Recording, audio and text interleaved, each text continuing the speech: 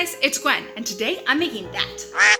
What is this, you ask? This is a goose costume. We're about to start work on our Untitled Goose Game musical, and I need to make a goose costume for it. Maybe a little less scary. To make a goose, you need a long-sleeve shirt, a tutu, or 2 or 4 or whatever, and about 100 million, billion, trillion, gazillion, ajillion feathers. You know what they say, more is more. I got several kinds of feather trims, but mostly use the top 2, plus a couple hundred loose feathers. Come here. Make you a little bird cat. First thing I did was take the layers of this tutu apart so it would be easier to work with. I decided to keep the pleats because I appreciate the work that it takes to make pleats in the first place. Then I sewed those pleats in place, said hello to my interrupting but marvelous AJ, and made each layer back into a circle. You're being funny again. You're gonna end up in the video. Mr. Meows realized he had only one choice to save his reputation. I ended up with 4 layers of tutu and stacked them in a cake-like fashion. I pinned feather trim around each layer, alternating between my biggest feathers and the next size down, just to give the skirt more dimension. Think big and bouncy instead of sleek and sophisticated. We don't want swans here, we want rocking, honking geese.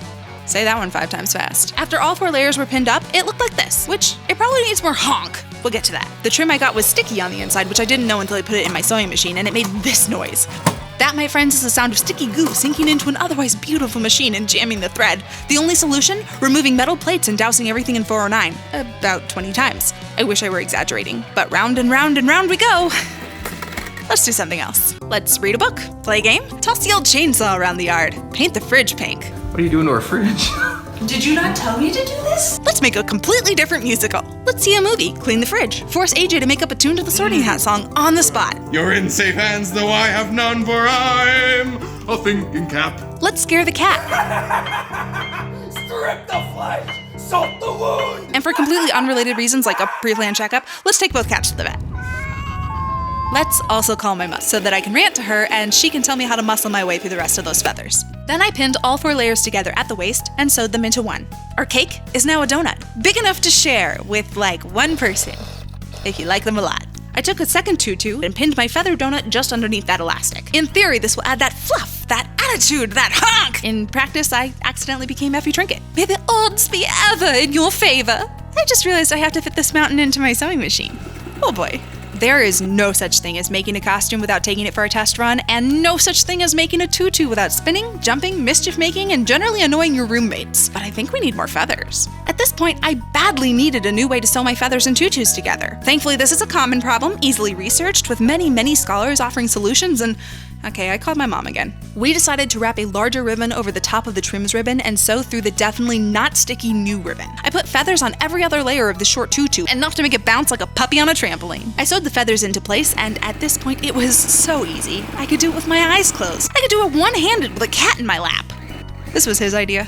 I placed my almost completed goose butt on the back of this chair, folded that last tutu in half, and pinned it under the top layer of feathers on the first tutu as the goose's tail. If you think there are too many tutus in this equation, you might be right, but this is the last one, and I hand-sewed it in place. Looks great.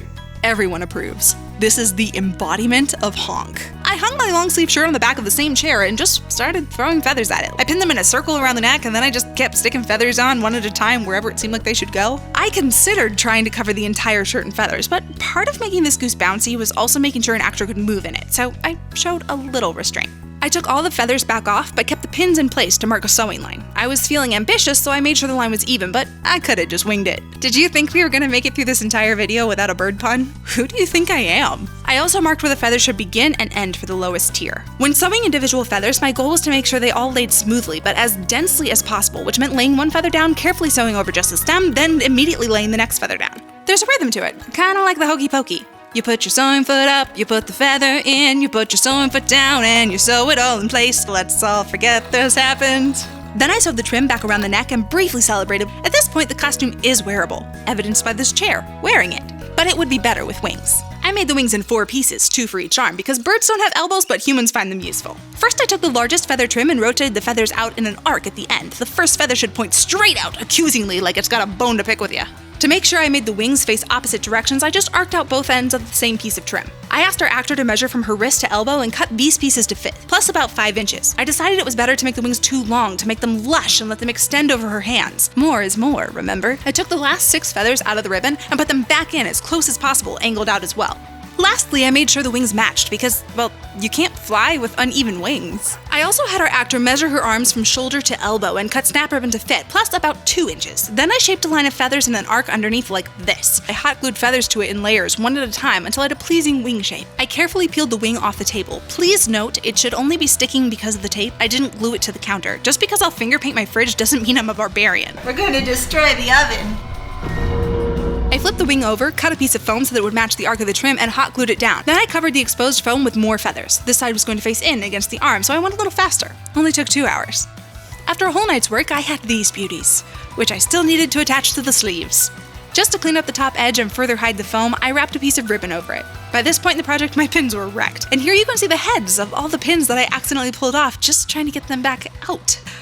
I don't usually decapitate things. I sewed the ribbon in place, and I pinned snap ribbon to the top of all 4 pieces. Snap ribbon is a brilliant invention, by the way. I have no idea who invented it, but I'll give a hug and an ice cream cone to anyone who turned something that has to be done by hand into something that I can run through my sewing machine in 5 minutes. I had our actor try on the shirt and pinned the other side of the snap ribbon to the sleeves, exactly where I wanted the wings to sit. I used 2 pieces of ribbon on each sleeve, and they overlapped by about 3 inches at the elbow. I used to believe that if I jumped off the arm of the couch high enough, I would figure out how to fly. If I had these, I fully believe that I would have broken my arm.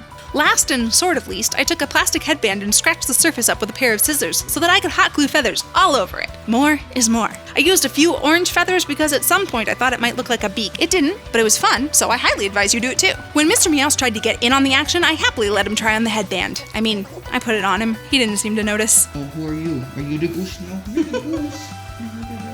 A few more feathers. More is more, guys. I am not afraid to say it again. And the goose costume was complete.